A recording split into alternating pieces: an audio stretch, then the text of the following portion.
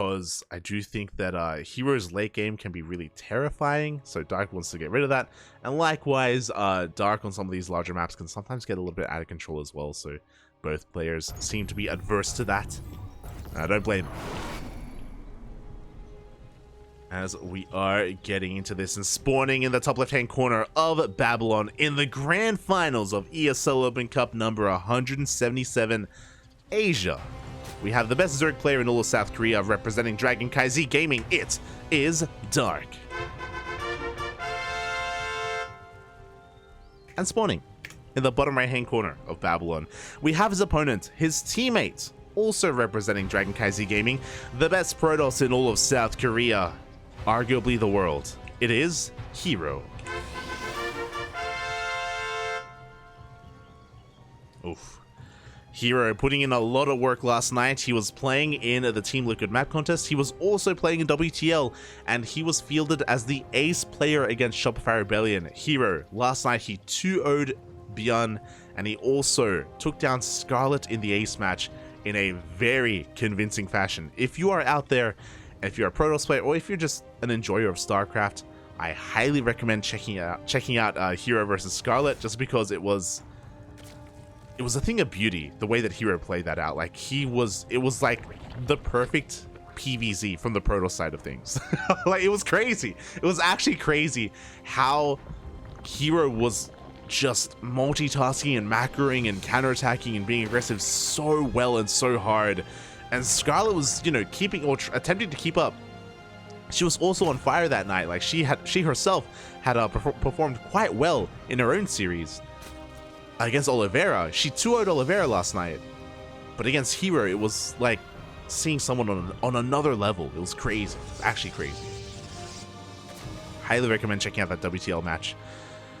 Ooh, as we are getting into this again, Dark versus herO, they do go back and forth quite often. One week herO wins, the other week Dark wins. You know, it's very very close overall between these two players in series, and very rarely do we ever get a 3-0. Very rarely is it ever one-sided. Has happened before, but again, not too often. So yeah, this does all turn out. Dark does go for a hatch gas pool. We are on Babylon. Babylon is one of those maps that does kind of lean towards all-in and aggressive play off of 3 bases, so we're going to be keeping our eye on things. Many times have we seen Ling Nidus all-ins or Queen Roach Ravager pushes waddling across the map to work through these rocks to hit the 3rd base. And Babylon typically doesn't go for, or doesn't kind of lead towards a longer later game, as herO is going for a Stargate opener, as to be expected. Up. Lings do rock up across the map, though. They're going to be able to get a free scout, and they force a lost mine time as well. That one adept has finally arrived, but ooh, one probe goes down. A second up. Second probe as well. Nice damage done here by Dark. Able to slip in and avoid that first adept. And does punish herO a little bit. Of course, the adepts have been spotted, and that does kind of lead towards a Stargate opener. Dark is going to be getting into position with his queens, spreading his creep as the adept is looking to shade into the main, and it looks like it will commit to the shade. Oh, one drone will go down. Does get a second, so a nice bit of counter damage done by herO. He lost 2 workers earlier. He's able to kill 2 workers across the map. First Oracle is zooming across the map as we speak, and Dark is trying to be as active as possible to delay any kind of 3rd base. Oh, not just delay the 3rd, but there is no shield battery behind. This adept is gonna be going down, but does commit to the shade, does get out in time onto the other side of the wall at the same time. Oh my god, 7 drones have already gone down. The Spore finishes up 1 second too late, but the Lings bust in. They bust in, they get into the mineral line. Drone drilling is looking pretty damn good. The Oracle comes out in time. Even though the Lings made it into the natural base, they don't get too much damage at all. herO with amazing defense. Doesn't get a 3rd up and running, but is able to minimize his losses and deal a lot of counter damage. Stark's worker count is in the dumps. Is going for a Roach Warren, finally throwing down a Spore in his main base as well. Going to be respecting the control of his opponents and the aggression of those Oracles. Lings once again keeping an eye on the would-be 3rd base. This 3rd is very delayed, by the way. Very late 3rd by herO, but It's on the way nonetheless.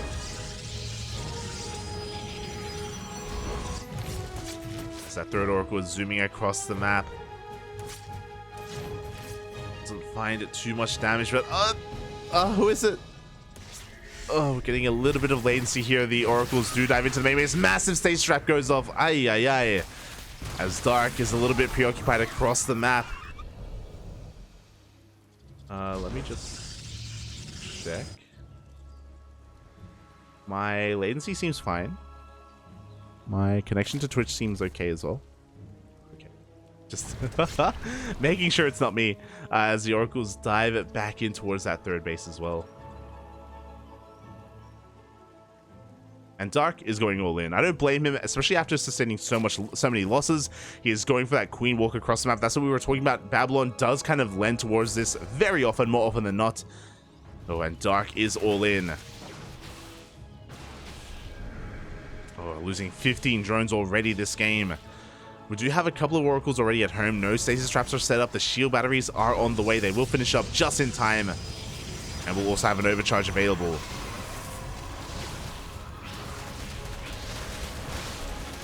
Do force a recall. The first shield battery gets surrounded. The second shield battery is being focused down by these roaches as well. That means there won't be an overcharge available. Oh, the queens are focusing down the oracles. We're actually amassing oracles. I didn't even realize how many we had. But one oracle did go down. We have a fifth oracle on the way. Third base has been broken. From here, Dark could drone, but he's not droning. He wants more. He does rotate his army over. He wants to try to break the natural. Third gets surrounded. Third will go down.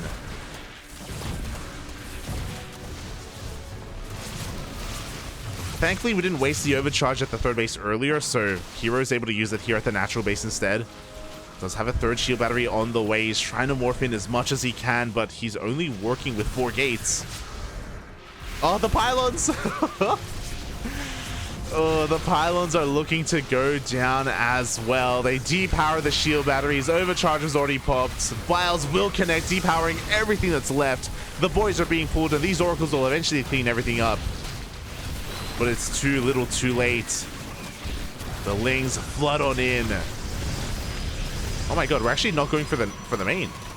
I assumed we would, but no, it looks like we would just want secure damage here at the natural instead. And we can. The oracles are out of energy. GG gets called, and Dark will take game number 1. GG.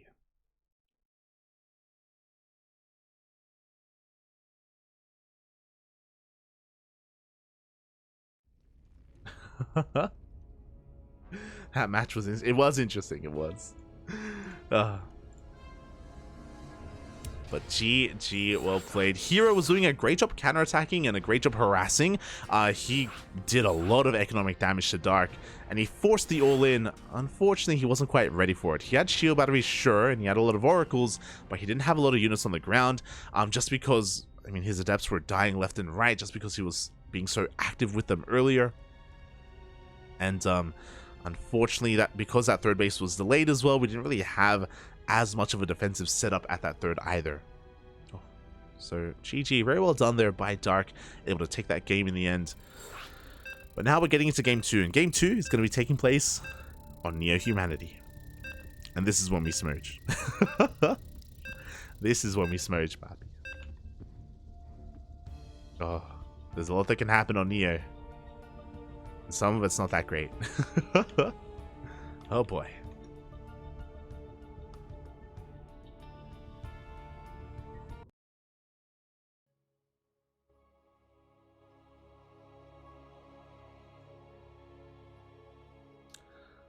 And here we go. We are getting into game number 2 of this grand finals. And spawning in the top left-hand corner of Neo Humanity, we have the South Korean Zerg player representing CranKy gaming, currently up 1-0 in this best of 5 grand finals. It is Dark. And spawning in the bottom right-hand corner, we have his opponents. We have his teammates, also representing CranKy gaming, the best Protoss in the world. It is herO.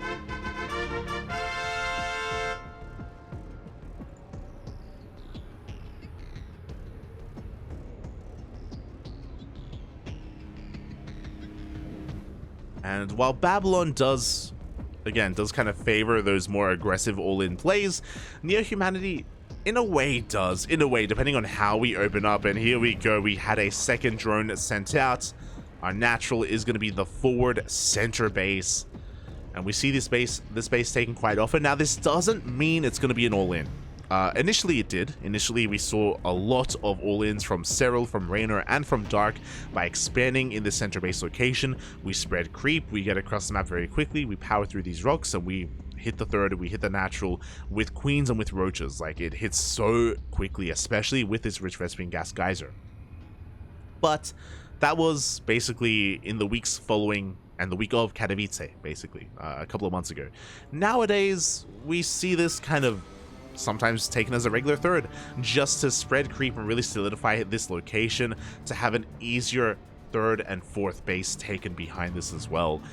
So it could be either or. It doesn't have to mean aggression here from Dark, as herO scattered and is aware of the base being taken. I'm sure in the back of his mind, he's also aware that this could be something to be fearful of, and herO has been able to abuse this from time to time. Because these bases are so isolated from each other, Twilight Council openers and Glaive Adepts can work wonders here in this matchup, just to abuse these bases, just to bounce between the main, the third base, the natural, all of this. So we could see herO try and make use of that. Otherwise, Oracles as well can also have their way. Again, just because these bases are so far apart, it takes so long for the queens to rotate between them, and in general, a good Protoss player like herO can take advantage of it.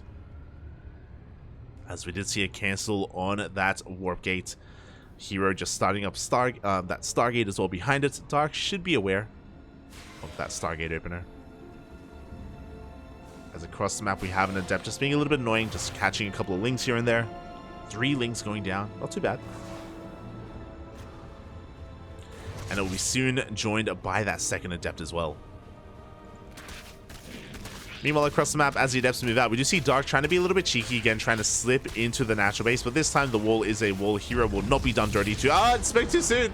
Will not be done dirty 2 games in a row, but the Lings do slip in, and Dark gets a full scout of the main. He does get confirmation that we have an Oracle coming out first from herO, and he doesn't have to risk his Overlord.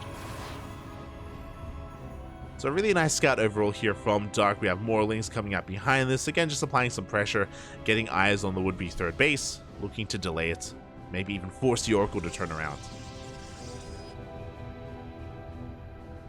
As that first Oracle is zooming across the map. We already have a Spore on the way. We have 2 Queens as well, not in the best positions. The Oracle does recognize that. Gets 3 drones and backs off. Meanwhile, behind this, again, Dark just situating himself at the would-be third base locations. herO is going to be checking with his Adepts before moving out across the map. Ooh, and he doesn't commit to the Shade, thankfully.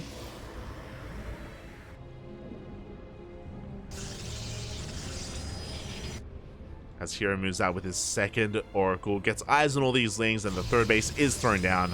Safe and sound with the support of these Adepts. And this is kind of what we were talking about. Dark already going to be working on these rocks, making sure his opponent can't be aggressive. Already working on that creep as well.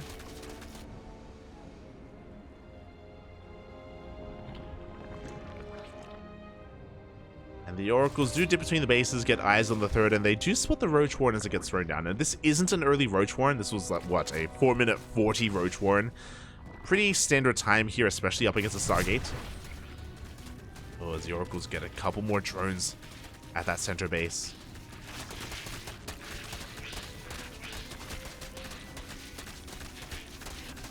Dark looking to work through these rocks on the left-hand side. This is spotted by herO, fully aware that this could be an attack path to be worried about. As that Oracle cannon is not slowing down. Oh my god, he's going into a second Stargate? Jesus Christ. So we've got 4 Oracles already. We have a 5th Oracle on the way. We're getting to a second Stargate and a Twilight Council. This is looking like charge. Show us charge. As the Oracles dip between the bases, get a bit of a revelation off as well. God, they are so threatening. I was talking about how Glaive Adepts can really punish these mineral lines, but Mass Oracle, that'll do it as well. Meanwhile, there is Charge. So there's no Forge. So this is a build that herO has been using very often this year, mid-series. Whether it's against Dark, Serral, Raynor, herO uses this to great effect. And it's really terrifying. It has a really big snowball, but oh my god, before that happens, 2 Oracles go down. herO is bleeding out too much. He does get 3 Queens, but this is supposed to snowball. Ideally, you bank up like 10 Oracles. You bank up a mass amount of Oracles. You don't take your gases at your third base either. You amass amount Zealots as well, and you overwhelm the Roaches and Queens. But herO's maybe losing a little bit too much too quickly. I'm concerned. 2 Oracles went down for 2 Queens. Adepts are looking to counterattack across the map as well. It's possible that because so many Oracles went down, herO may be looking to transition with that Forge. As Dark is working on his own push, he's cutting workers at 49. That creep spread that we were talking about has reached the halfway point, and because of this forward base, we have that highway already set up. The Queens are waddling across the map. Dark is going for his own all-in, and he's going to be facing Charge Lots, 0-0 Charge Lots, and Mass Oracle. Well, he backs off. More Queens are on the way. Looks like Dark did get an eye on the army. He has recognized how many Oracles there are. 8 already, soon to be 10.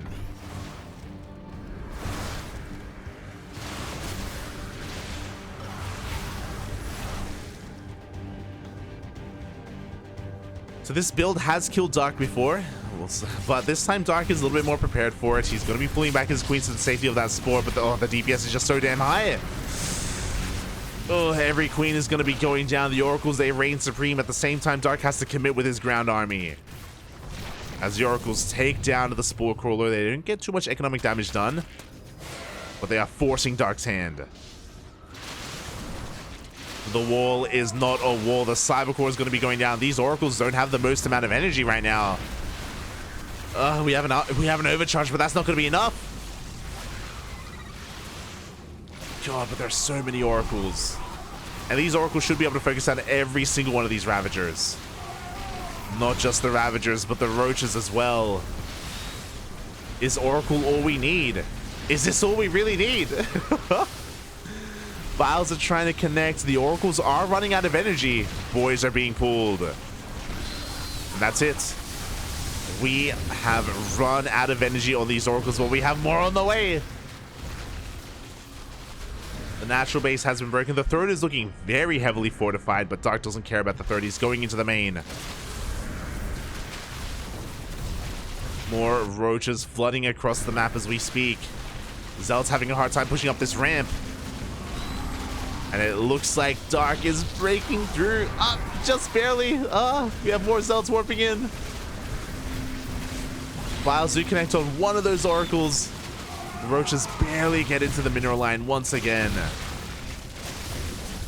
And they're going to be able to depower these structures. There we go. They're going for the Tosis Pylon. Both Stargates are depowered. We've got a lot of Roaches, and Dark has to be very careful. He has to respect them. As his reinforcements are taking down the natural as well. It looks like the Roaches in the main are going to be cleaned up behind this. Dark is droning. He's rebuilding his Queens. He's throwing down more Spores. I love this. 3 Spores on each base will be what we need. Because that Oracle count is just getting higher and higher. 11 Oracles. The production is being repowered. The Roaches, they rotate over to the third. We're in a really weird position. So, Dark is ahead economically. But there are so many Oracles. Like, Dark, he has 3 Spores per base. Is that enough? It's going to be close. It's going to be very close. The Queens, their transfuses are going to be so clutch. It looks like herO doesn't want to tango with the bases. But he can catch this natural. There are Spores, but there are no Queens. As the Roach Army is going for another counterattack. The Oracles, they're busy here just threatening the mineral lines. Okay, Dark does pull back in the end. He doesn't commit to the attack. He's not feeling it. Not yet. As we're getting to Phoenix production. Now, do we leapfrog with spores, sorry? Is it worth throwing down more spores?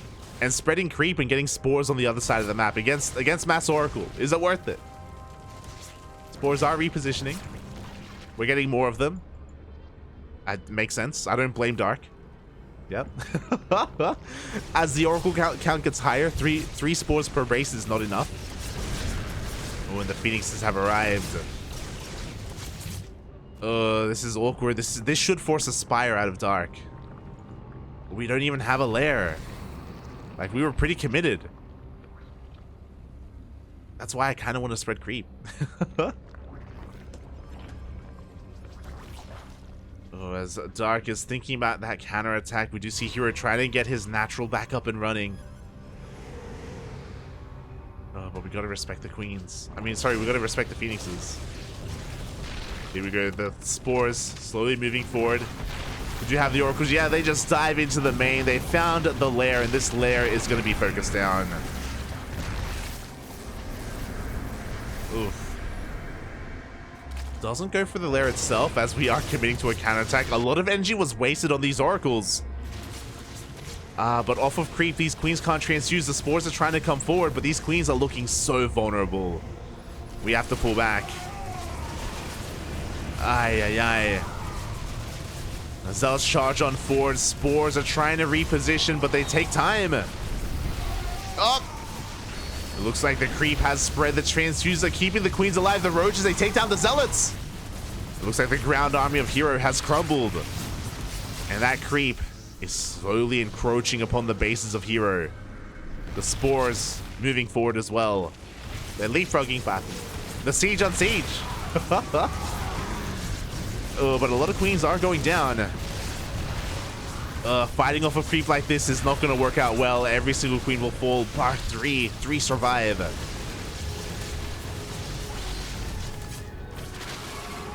The roaches are breaking through. There it is. GG gets called. herO knows that he's beat. He knows that he can't keep on going. And Dark takes game number 2.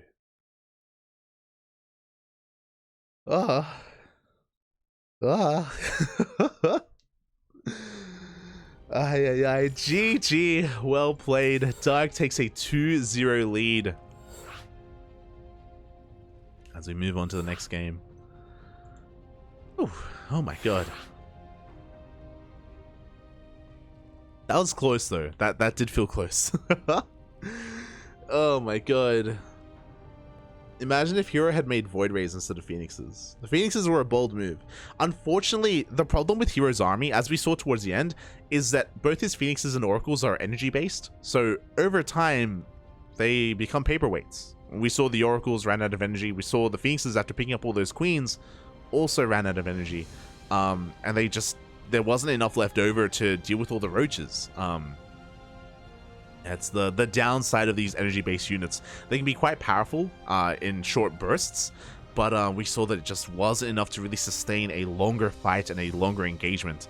Dark, recognizing his win condition, just pushing forward with the creep, pushing forward with those spores, forcing himself in between the bases. And having a good fight overall with his roaches as well. We saw that after herO lost his natural, he didn't really have the economy to sustain both a Skytoss army and a ground army, and he was lacking in those zealots on the ground as a result. Wasn't able to keep it up. Oh. And with that, GG. GG, well played. We're going to be getting into game number 3, potentially the final game of the series. Potentially. Oh boy.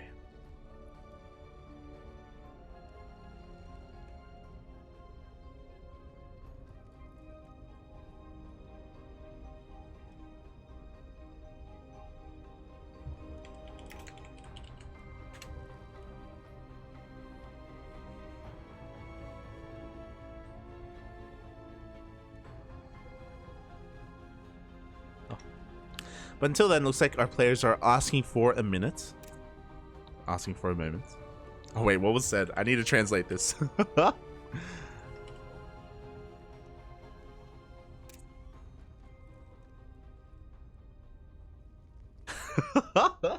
What does this mean? So herO typed in the chat, hand-painted shortcuts, and then posted the poop emoji.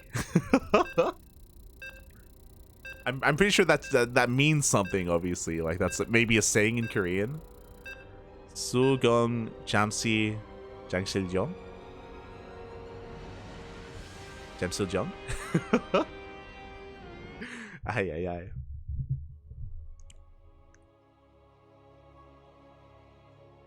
I think cutting corners maybe is what he was saying, which would make sense.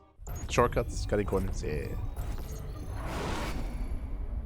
As we are getting into our second game and spawning in the bottom left-hand corner of Royal Blood, we have our South Korean Zerg player, one game away from becoming this week's ESL Open Cup Asia champion. It is Dark.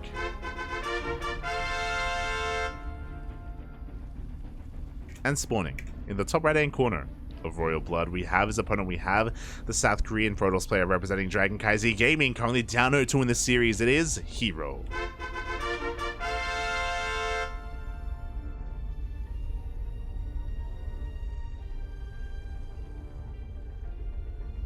Oh boy, here we go. herO, he's up against the wall, looking to pull off the reverse sweep. Can he do it? He's done it before, to be fair. He has actually done it before against Dark. Can he do it again? That is the question. As so far, the openers are looking very standard. Hatchcast pull from Dark, force take the unnatural natural. herO likewise looking to go for a gate expand. Ugh. But what a wild turn of events. What a wild series so far, and I wouldn't be opposed to a shorter series, but at the same time, the inner fan inside me wants this to go to the ace match. I want this to go the distance and go to game number 5. It would be nice, even if it does eat into OSC a little bit. For those wondering, we do have another broadcast in 20 minutes. Another tournament is starting in 20 minutes, and when we finish up this tournament, we're going to hop over. Regardless of how long this takes, we'll finish ESL Asia, and then we'll hop over to OSC King of the Hill. But this does take priority. Oh. And yeah, I wouldn't be opposed to this going all the way to game 5, but we'll see. We'll see. It's up to the players. It's up to herO, as he has been playing quite a bit here with the Mass Oracle. I don't blame him. Like, it typically works. You know, he uses it to great effect against Zerg players. But here, this series against Dark has been having a bit of a harder time. I mean, to be fair, both Babylon and Neo Humanity, they do kind of favor aggressive styles, and we have seen Dark go for all-ins time and time again. Royal Blood, less so. Royal Blood is the more macro of these kind of middle-of-the-road maps. It's going to be a little bit more harder for Dark to pull that off. So we'll see how this goes. We'll see if we get a longer game, as herO is going to be going for that Stargate opener. To be expected, to be honest. Meanwhile, herO does race back home. He did get eyes on the natural. Goes in with his adept and is going to get eyes on the third base as well. So he's aware that there's no 2-base all-in shenanigans going on. And even confirms the lack of additional gases in the main. So some great scouting so far by herO. Even making use of the high ground, able to lay siege upon the low ground from here as well. Forcing quite a bit of lost mine time, but no drone kills. Fun fact, you can do that with Reapers as well. And Marines and Hellions and everything else. It's a little fun fact about this map. This isn't the only map that can do it either. There are some others out there as well. As I do see the first Oracle zooming out across the map, the Lings go for a bit of a counterattack and they force the Oracle to turn around for a moment to make sure that that third base gets up and running.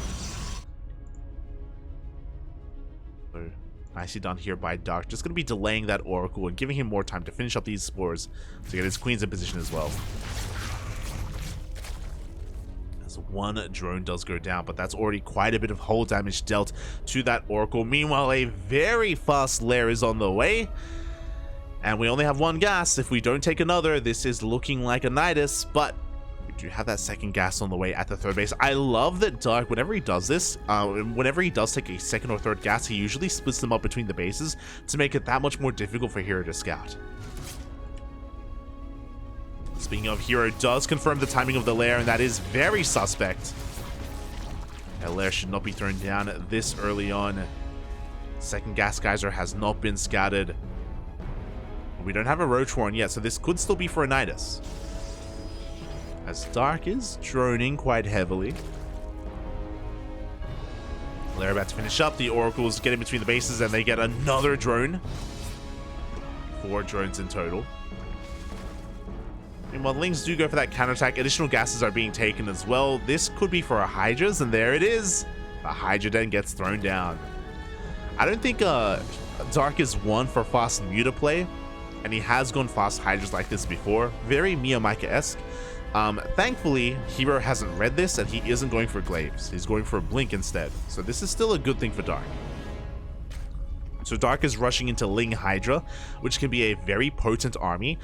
We have seen these Ling Hydra builds, specifically from Dark and Miyamika, die horribly to Glaive Adepts, from both herO and Classic. But herO hasn't been able to read this. He hasn't scouted the tech yet. He doesn't know what this fast layer has been used for, so he wasn't able to punish this.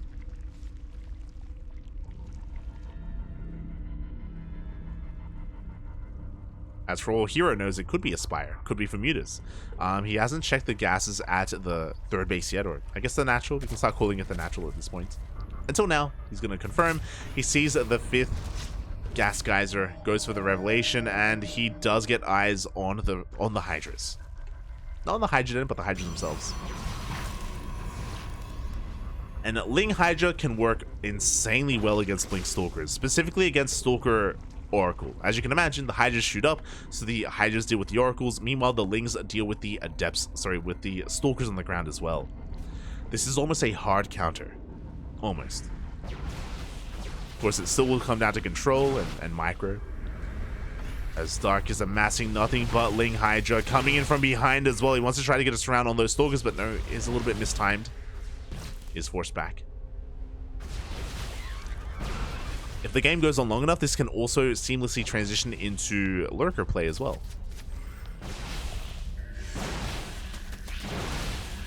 Oh, as we do see a force cancel on the 4th base, Station Trap does go off as well, taking down a lot of those Lings. But we can see Dark, he wants to be assertive, he wants to push forward. And even though Dark has been bleeding out Lings, looking at the units lost tab here, Dark has not lost a single Hydra. The Hydra count is getting higher and higher. And again, they are the backbone of Dark's army. They have such a high amount of DPS as well. Without splash damage, it can be difficult to deal with Hydras. As we do have a Robo on the way, we have Charge as well. Charge lots can also help deal with Hydras, but I imagine we're going to be hitting before they can really come into play. As Hydra speed is about to kick in. Looking at our upgrades, we already have Hydra range. And Dark is not droning. He's still making nothing but army. Oh, and here we go. Dark is coming in from behind. He does shave off a couple of those Stalkers. He takes down the Oracles as well. herO taking another base behind this. But is he ready for this? Like, charge lots, they can be okay. They're not bad. But we need like Archons alongside them, or Colossi, Disruptors. Here we go. Dark is setting up for the surround. The Hydras are coming in from behind. They do get caught out by those Zealots, but the Zealots are slow.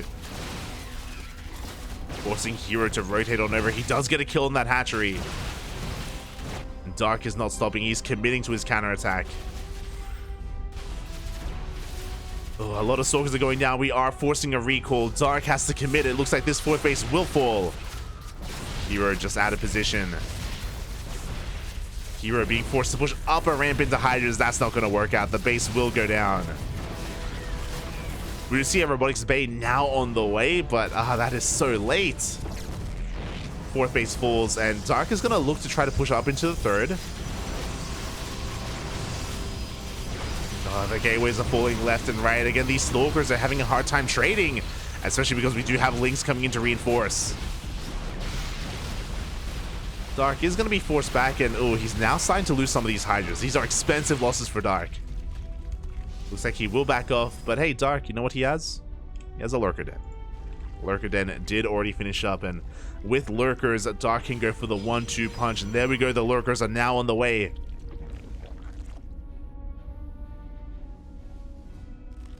Thankfully, herO is transitioning into Disruptors, thankfully. Disruptors can help against all things Hydra, Ling, and Lurker. And this should force a transition out of Dark. Dark hasn't started his hive. He hasn't started an infestation pit. He's staying on lair tech, which is a little bit short-sighted. I'm a little bit concerned. But I think, again, Dark, he just wants to try to force the issue. And it's Dark we're talking about. Here we go. He's moving out once again, looking to deny that fourth. Maybe even just push into the into the third. Disruptors are revealed. 2 Hydras go down. We have another Nova available. But we have the Lurkers, and the Lurkers are just going to be cutting herO off from his 4th base. We do have a bit of a Zealot counterattack, and this is doing a lot of damage. 15 drones go down. Ooh, this is forcing Dark all in. Does he have enough Lurkers? As that base is going to be going down, the Zealots are going uncontested. Novas go off, they connect with the Hydras. We do have an overcharge as well, but this is still looking close. We're trying to come in from behind. We're trying to get on top of these Disruptors. Meanwhile, hero's committed to the base trade, and he may not even need to. The Zealots, they bust into the natural. Dark runs out of steam, GG gets called, and herO fights back, taking game number 3. Oh, GG. That Zealot run by did so much damage, it forced Dark all in. On top of that, Dark didn't really have an answer to the Disruptors. Like, he didn't have any Vipers, didn't have any Hive Tech. Was just going all in on Lair Tech Hydra Lurker. And he was doing a lot of damage, don't get us wrong, but he was taking a little bit too much time to break the 3rd base, and that allowed herO to get out Disruptors, to go for the counterattacks. herO could never really fight the Lurkers head-to-head, but we saw that he didn't need to. Didn't need to. He fought well with everything else.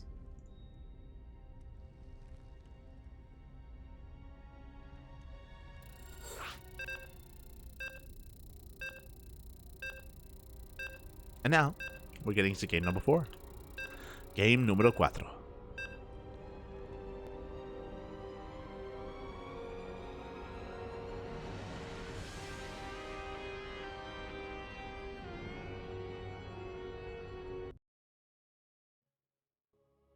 Let's go.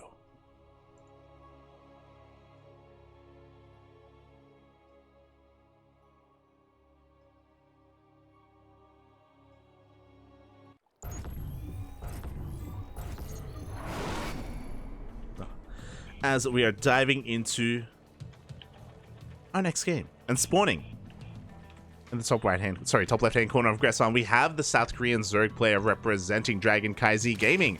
It is Dark.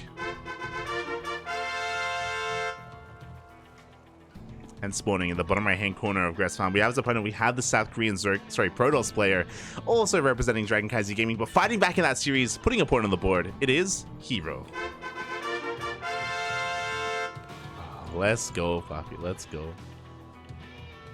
Catching up in the chat. Did you guys cast Oliveira versus Gumiho? We did not. We did not, unfortunately.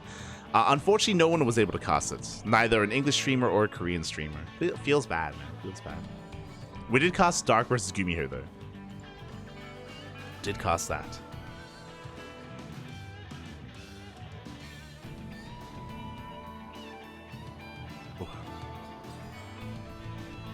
And yeah, now we're getting into game number 4. The beginning of the comeback, potentially, maybe. Is this where herO turns it all around? I mean, he's already started. He's already put a point on the board. We have a hatch gas pool opener here from Dark. No proxy hatch on Gressvan. Feels good, man. Feels good. This herO likewise is going for a standard opener as well. And yeah, we had a pretty interesting dynamic in the last game, going for that faster lair into the Hydras. I did like it overall, but as we saw, there was quite a bit of urgency on the side of Dark to do damage. And we saw that herO, even though he lost his 4th base a couple of times, and even though he was losing some Stalkers as well, herO was pretty cool, calm, and collected. Once he got enough disruptors, like, he was feeling pretty confident that he can hold on to his third, and he could focus his supply on these counterattacks instead. And yeah, it was just a great way to pull Dark apart, a great way to force his hand. And it's one of those things where pushing into Purification Overs is always a difficult thing. So very nicely handled from herO in that last game. Very beautifully done. Yeah, there's elegance to his play at times. Not always. We have seen him ape it up. We've seen him mass oracles more than once. But, you know, still amazing to see. As once again we're getting to a Stargate opener here. herO is being active across the map. Here is Pro being hunted down. Nothing too crazy. On Gressvan, coming into this game, I would have spoken about how Dark loves to proxy hatch on Gressvan, and he does, but we were also talking, this was a couple of days ago, we were talking about how Dark was doing nothing but proxy hatch on Gressvan for like 2 weeks, and now he's stopped. And I think he's stopped because over time, players like Classic, players like herO, they were catching onto it, and they were countering it very well. MaxPax as well. They were doing a better and better job at defending against it. So it felt like a build of the week sort of thing for Dark, where because it was so new and players were just never expecting it, it was getting a lot of free wins and catching a lot of Protoss off guard. But after he did it enough, again, everyone else caught on, and it has kind of fallen by the wayside. I wouldn't be surprised, though, because Dark was finding so much success with it initially, that we see it again in a couple of months. You know, in another major tournament, whether it's GSL or maybe DreamHack North America, after Yongshipping, whether it's in Atlanta or wherever it will be, Montreal. I don't know if we have confirmation, but wherever it happens to be, like, Dark may just whip it out later on, because he's been able to refine it so much. Yeah, it's just one of those builds that, you know, is now in the back of Dark's pocket. Until then, hello? Are we... Oh, okay. I was very concerned, but we had a couple of drones accidentally rallied across the map. They are racing back home as we speak. Meanwhile, we do have a couple of adepts shading on in, and they're getting a lot of damage. 5 drones already going down. My god. 5 drones, that's already a lot of workers, and the oracles are not done, by the way. They dive in once again. 4 more drones fall. Not a single oracle has fallen.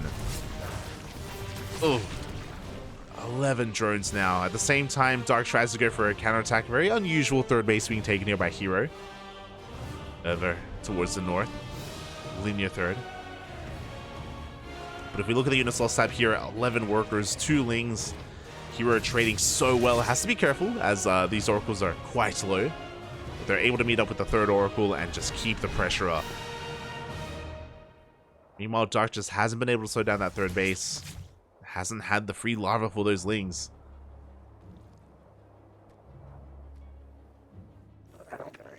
And with that, Dark did throw down an early Roach Warren, which was peculiar. I say early because this is early for Stargate play. Typically you delay the Roach Warren because there are no adepts. There's no gateway units to really deal with, so there's no need for roaches. So the early Roach Warren was a tell. 10 roaches are on the way. Creep is being spread. Dark is waddling across the map.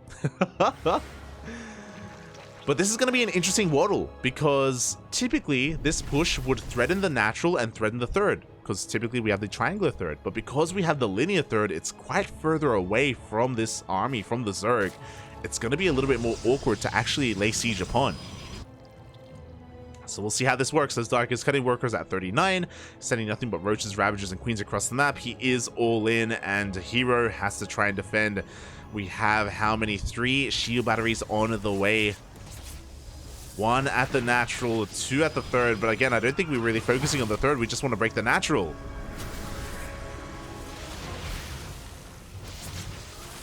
Here we go. The queens have arrived. The roaches as well. That cybercore is looking very exposed as it is going to be piled down. Lings are being kept in the back line. Overcharge going to keep that cybercore alive for a couple more moments. Stasis trap being thrown down as well. The stalkers are coming in from behind. Ooh. As the stasis trap is triggered. Now the overcharge will run out. Up. And the Cybercore will get taken down, but we have a backup Cybercore on the way in the main base. herO was ready to lose it. And that means he will continue to warp in more Stalkers. Miles will connect here on the pylons. Dark has done a great job at keeping his Roaches and Ravagers alive, as he does depower those gates. Oh, we have 3 active gates here for herO, and Dark is backing off.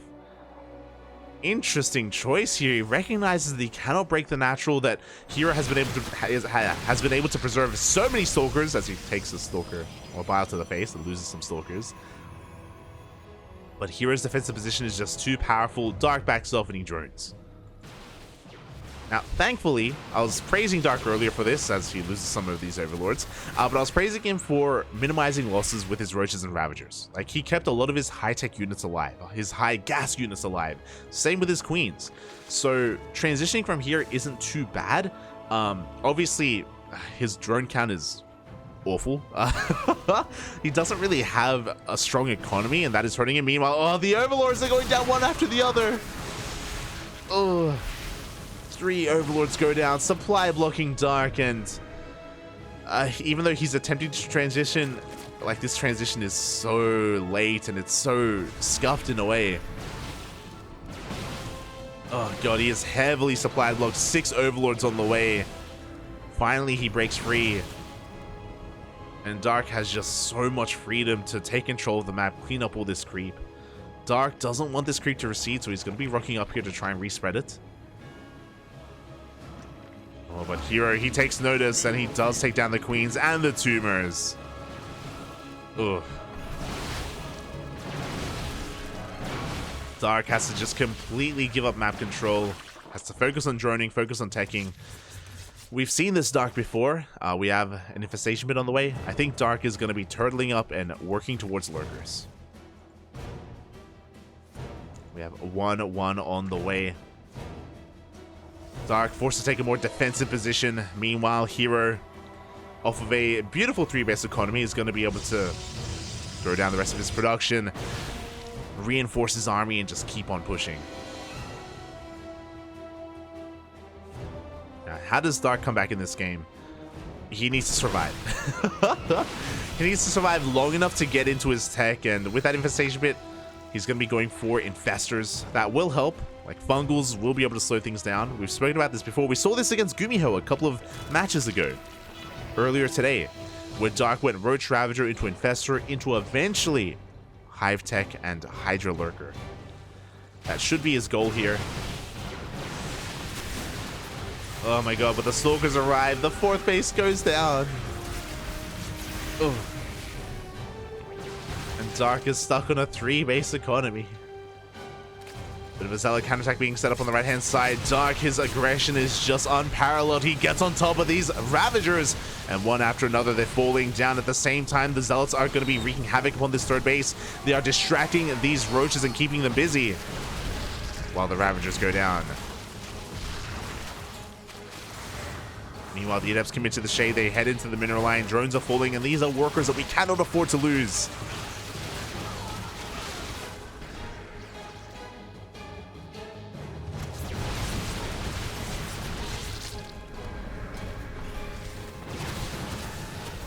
Dark trying to hold on, and he at least keeps his infestation bit alive. He throws down a backup 4th base. He's got a couple of infestors for fungals. You know, he's holding on for now, but we have another Zealot run by being set up. This time we have a lot less to defend. We do have a massive fungal. We force a recall. A lot of Stalkers will go down, but at the same time, the Zealots, no, they get into the mineral line. They're going to surround on the hatchery, and Dark, he just got his 4th back up and running, but he will be losing his 3rd. Ugh. Not like this. Oh no, the Oracle says not enough energy. We do have 1 fungal just barely in time. But the Oracles don't care. They want those infestors. They will rotate on over, and hey, if they can't get the infestors, they'll go for the next best thing. Even a better thing. They get a hatchery. Dark is knocked down to 2 bases. Not even a 2-base economy, because we are running out of mineral patches in the main. Dark is on his last legs. He does have a lot of supply. He has a big army. That's all he has right now. He has like a quote-unquote super maxed army. It's inflated because it's roaches, but you know, it's still an army nonetheless. He can maybe take a fight.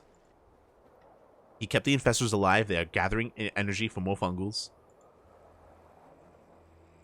He's gonna be forced all in. Behind this, herO, he's got his 4 bases. He's getting his 5th and his 6th base up and running. He's just taking his entire half of the map because he can. And he's transitioning into disruptors as well. If he was staying on a gateway army, I would say that Dark has a chance. Because we're taking into disruptors, Dark, that window is getting slimmer and slimmer. And he's got a big army, sure, but not the best army.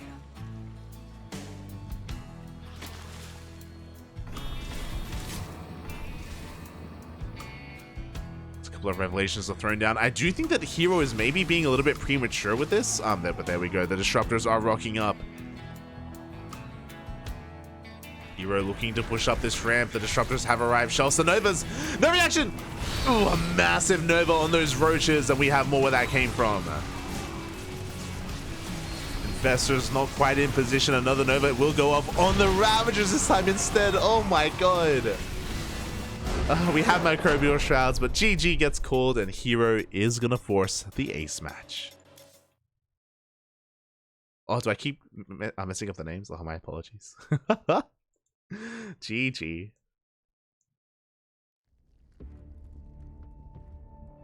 GG, well played. I apologize if I mixed up the names. It's getting late, Poppy. It's getting late. They're both on DKZ. What do you want from me?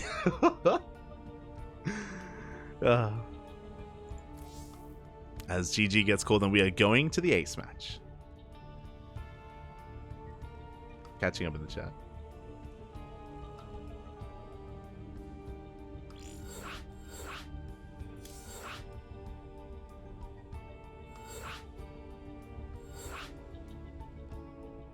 Dark is always ready to whip it out. Yeah.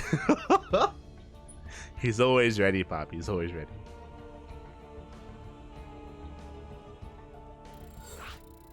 What is your favorite Protoss race? Do you like the Conclave, the Kalai, the Nerazim, the Purifiers, the Tal'Darim? I don't know enough about the lore of StarCraft to tell you. I played through the campaign once for Legacy of the Void. Played through it once. I know the Tal'Darim are the Alarak people, the red people, the evil people. The Purifiers are the robots. The Nerazim, they're the DTs. It's my knowledge of Protoss lore. Let's go.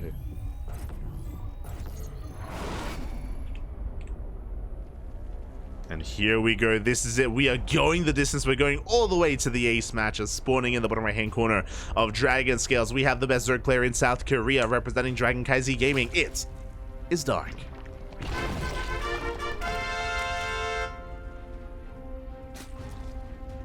And spawning in the top left hand corner of Dragon Scales, we have as opponent, we have the South Korean Protoss player representing CranKy Gaming, looking to pull off the reverse sweep. It is herO.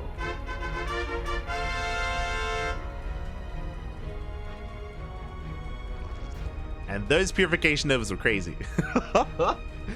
God, did you see the first one connected with as many roaches as possible, and the second one connected with as many Ravagers as possible? It was absolutely insane. Ugh. Ay, ay, ay.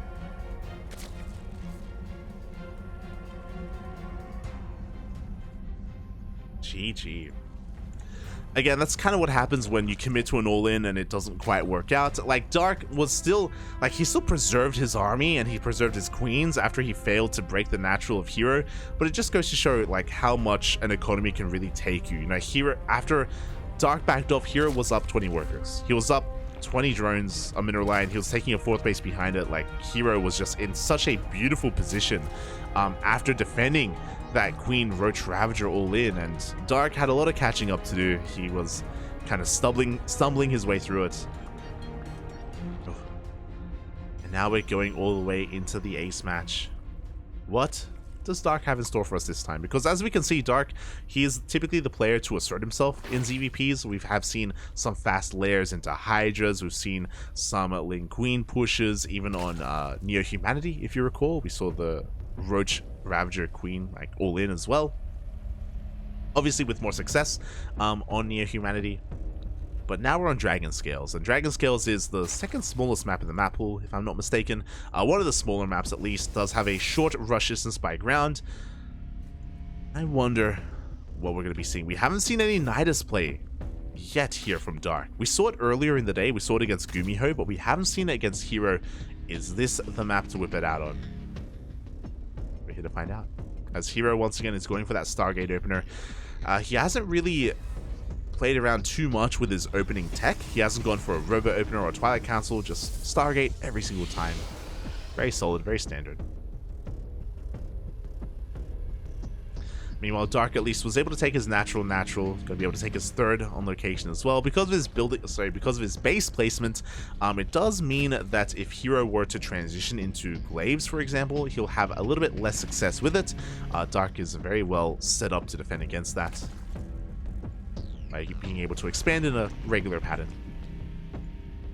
He'll be able to wall off here on top of that ramp as well, if need be. Oh! Ooh, as the Adept does get the tumor. But hopefully doesn't pay for it with its life. Oh, will escape. The Adepts have arrived. Behind this, we do see herO going for that third base. So this is a risky move. herO is being active early on with his first couple of Adepts and his Oracles. Obviously, he has nothing to defend his third back at home, but he is aware of the location of the Lings. He knows that Dark is back at home, and he has the freedom to do so as he commits to the Shade. He gets 2 drones, gets a third. Oh, and is even able to clean up with that Oracle as well.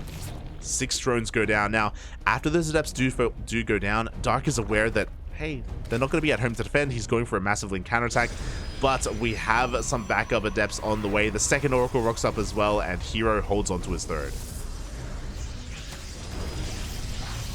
So it's pretty close, to be honest. A couple seconds later, and maybe Dark would have been able to get a decent surround, but alas, Dark's things don't do too much, and herO's able to get away with harassing and defending at the same time.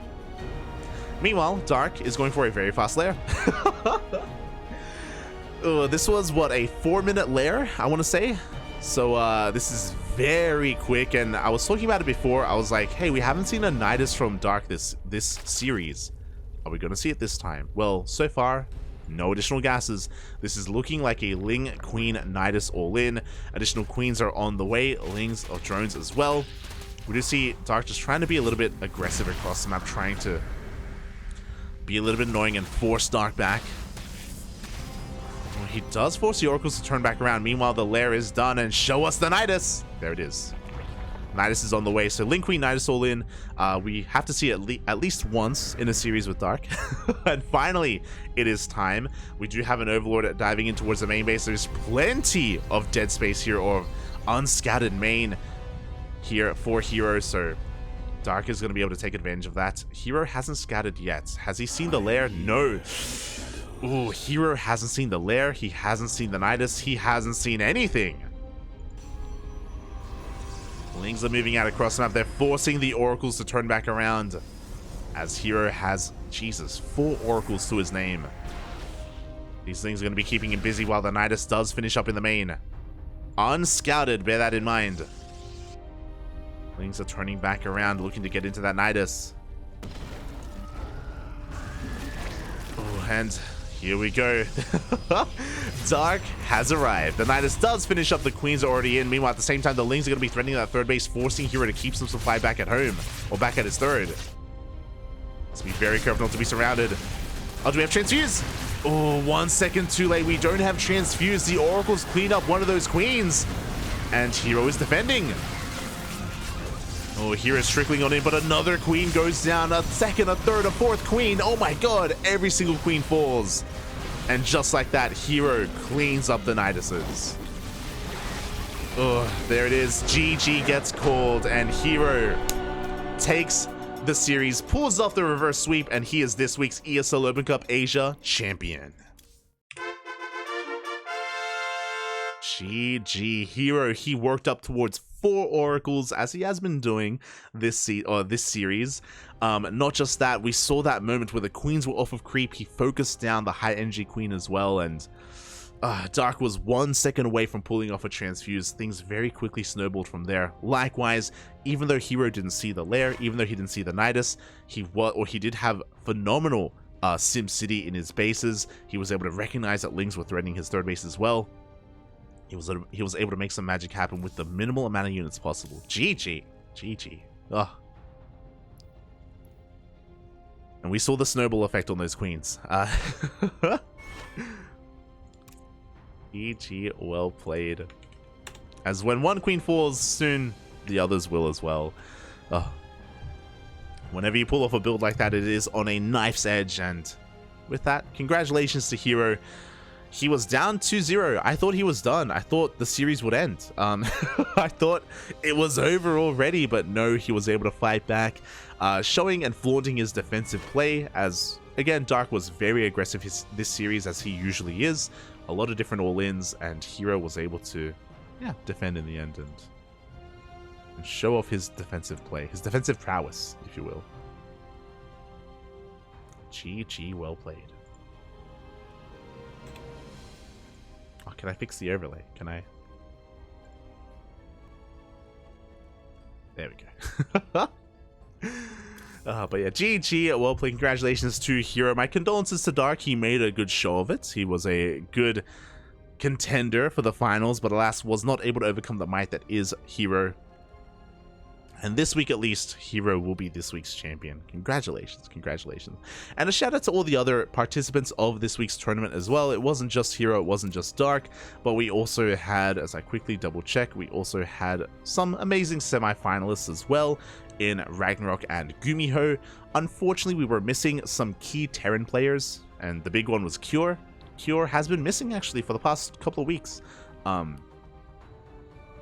that I think about it, Cure, he was missing in KSL, he was missing in ESL Asia, he was also missing in WTL. If you remember, in World Team League this weekend, Cure wasn't fielded by Abydos, so hopefully everything's okay. Maybe Cure, he's on vacation, maybe he's out with his family, I'm not too sure. But Cure has been mysteriously absent these past couple of days, so maybe he's taking a break. Hope nothing too serious, and I hope we get to see more of Cure later on down the line in the coming weeks. I'm sure we will. I'm sure we will. But alas, you know, our typical Terran representative was absent this week, so it was more of a Zerg and Protoss-centric tournament. And yeah, I hope you guys were able to enjoy it as well. Some great StarCraft was had. And the StarCraft will continue, as I should slip into some DMs.